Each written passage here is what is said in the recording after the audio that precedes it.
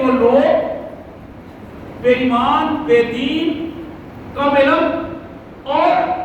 یہودیوں اور نصرانیوں کے علاقار بن کر ہمارے اوپر مسلط ہیں پچھلے 80 سال سے، اس کا نتیجہ یہ ہے کہ وہ لوگ اس قوم کو بے حیا بنانا چاہتے ہیں،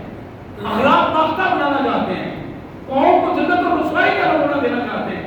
اس کی وجہ سے قوموں کی حالت میں وہ بدلتی نہیں ہے اور بلکہ اور زیادہ بگڑتی چلی جاتی ہے۔ جب تک من حیث القوم اور من حیث الفرد ہم ایک بندہ اس بارے میں سوچے گا نہیں، اپنے آپ کو، اپنی آنے والی نسلوں کو